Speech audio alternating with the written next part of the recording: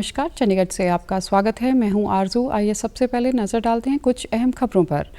प्रधानमंत्री डिजिटल भुगतान की नकदी रहित व्यवस्था ई-रूपी की करेंगे कल शुरुआत।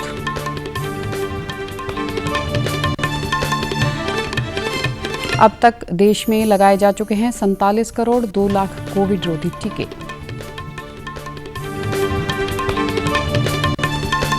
और हरियाणा सरकार ने बिजली दरों में 37 पैसे प्रति यूनिट की कमी करने की घोषणा। अब समाचार विस्तार से।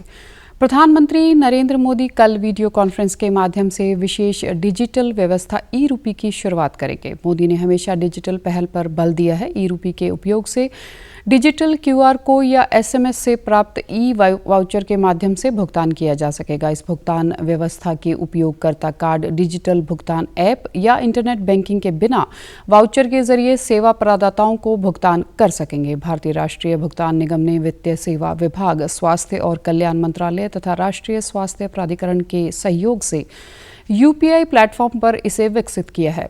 यह सुनिश्चित करने के लिए कई कार्यक्रमों की शुरुआत की गई कि लाभ लक्षित लाभार्थियों तक सुरक्षित ढंग से पहुंचे तथा आवाजाही की आवश्यकता न्यूनतम रहे। इसका उपयोग मातृ और बाल कल्याण योजना, टीबी उन्मूलन कार्यक्रम, आयुष्मान भारत प्रधानमंत्री जन कल्याण योजना के तहत औषधि और पोषक तत्वों उपलब्ध कराने और उर्वरक के लिए भी हो सकेगा। निजी क्षेत्र में भी अपने कर्मचारियों के हित और कॉरपोरेट सामाजिक दायित्व गतिविधियों में इन डिजिटल वाउचर का लाभ उठा सकेंगे। संसद के मॉनसून सत्र के दूसरे सप्ताह भी विपक्षी सदस्यों का विभिन्न मुद्दों को लेकर हंगामा जारी रहा और दोनों सदनों में कार्रवाई लगातार बाधित रही। हालांकि इस दौरान दोनों सदनों में कुछ विधेयक संक्षिप्त चर्चा के बाद पारित किए गए।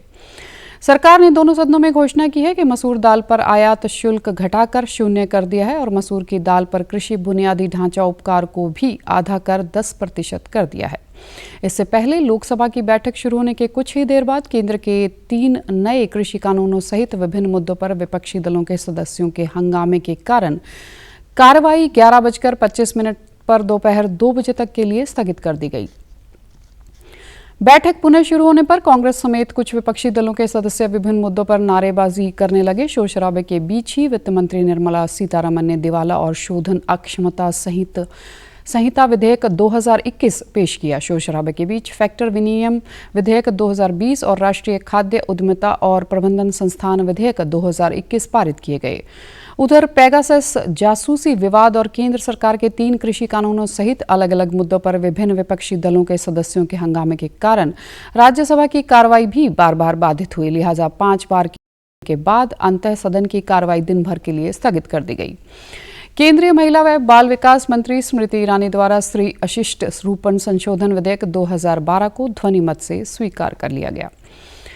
देश में अब तक 47 करोड़ 2 लाख से अधिक कोविड रोधी टीके लगाए जा चुके हैं। व्यापक टीकाकरण का नया चरण 21 जून से शुरू हुआ था। केंद्रीय स्वास्थ्य मंत्रालय ने बताया कि पिछले 24 घंटे में 60 लाख से ज्यादा टीके लगाए गए। इनमें 18 वर्ष आयु वर्ग के 27,90,000 से अधिक लोगों को पहली डोज और 4,98,000 से अधिक को दूसरी डोज लगाई गई।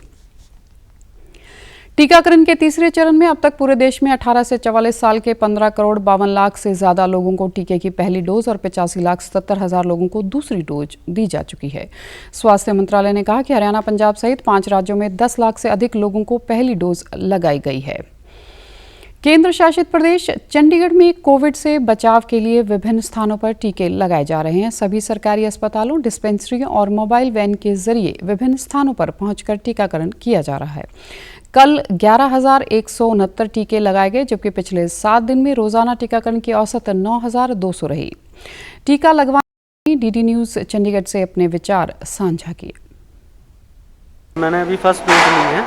बहुत ही इजी था, कोई इसमें इशू नहीं है और मैं तो रिक्वेस्ट करता हूँ सभी को लगाएं। बहुत ही इम्पोर्टेंट है ये और सबको ही आके लगा के जाएं ताकि हम इस बड़ी बीमारी से बच जाएं।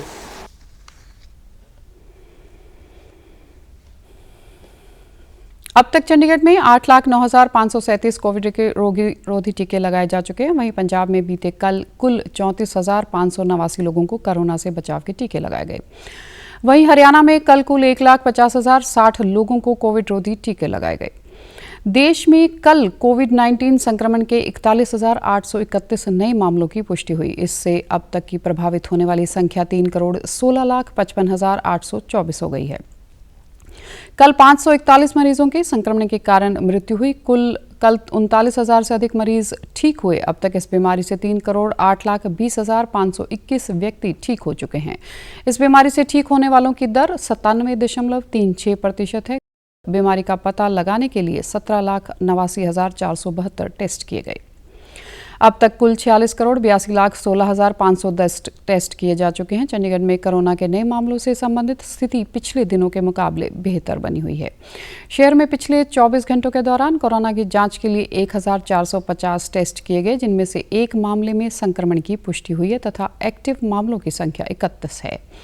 वहीं पंचकुला में कल एक व्यक्ति में कोरोना संक्रमण की पुष्टि हुई है और मोहाली में 4 नए मामलों की पुष्टि हुई है। हरियाणा सरकार ने बिजली की कीमत 37 पैसे प्रति यूनिट कम करने की घोषणा की है। मुख्यमंत्री मनोहर लाल ने यह घोषणा की। इससे राज्य के उपभोक्ताओं को कुल मिलाकर प्रति माह लगभग 100 करोड़ रुपए का फायदा होगा। सरकारी प्रवक्ता ने बताया कि बिजली वितरण कंपनियों ने बेहतर योजना और प्रबंधन के कारण पिछले साल की तुलना में 2020-21 में खरीद लागत में प्रति यूनिट 46 पैसे की औसत कमी का लक्ष्य हासिल किया। राज्य के ऊर्जा नियामक की ईंधन उपकर सम्मान योजना में भी यह कमी परिलक्षित हुई है। इसलिए विशेष रूप से कोरोना संकट के दौरान उपभोक्ताओं तक यह लाभ पहुंचाने के लिए राज्य सरकार ने बिजली की कीमत में 37 पैसे की कटौती का निर्णय लिया है। कोरोना के नए मामलों में कमी आ जाने से बाद पंजाब सरकार ने कल 2 अगस्त से सभी कक्षाओं के लिए स्कूल खोलने की अनुमति दे दी है। पंजाब सरकार ने प्रवक्ता ने चंडीगढ़ में बताया कि कोरोना मामलों की संख्या कम हो जाने से सरकार ने स्कूल खोलने का फैसला लिया है।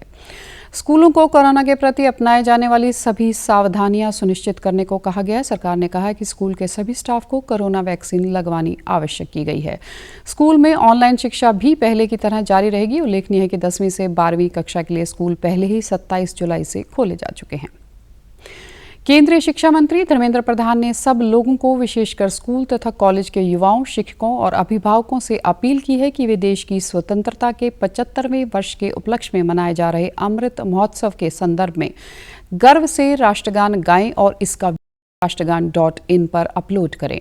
उन्होंने ट्वीट में कहा कि इससे भाग लेने की अंतिम तिथि 14 अगस्त है। शिक्षा मंत्री ने आज़ादी के अमृत महोत्सव को जन आंदोलन बनाने का आह्वान करते हुए लोगों से अपील की है कि वह राष्ट्रगान को गाने की इस अनूठी पहल के लिए एकजुट हों।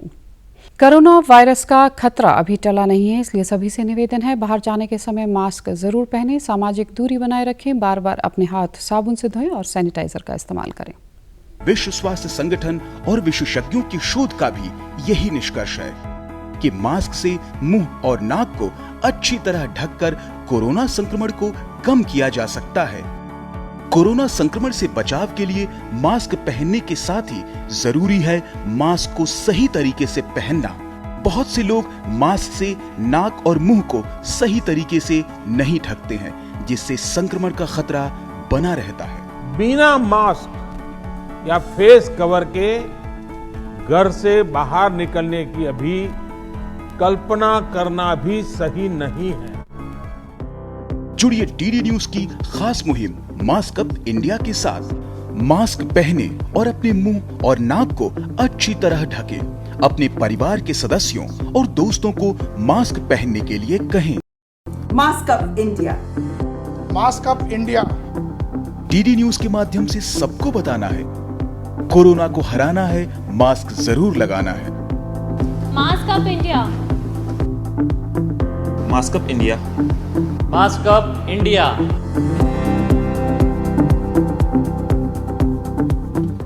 और आप हमारे समाचार YouTube channel DD news Chandigarh, Facebook DD news Chandigarh और Twitter handle DD news CHD पर भी देख सकते हैं। इसी के साथ चंडीगढ़ से समाचारों का सिलसिला समाप्त होता है। अब मैं स्टूडियो से बाहर जा रही हूँ तो मैं अपना मास्क पहन रही हूँ। आप भी घर से बाहर जाएं तो मास्क ज़रूर पहनें।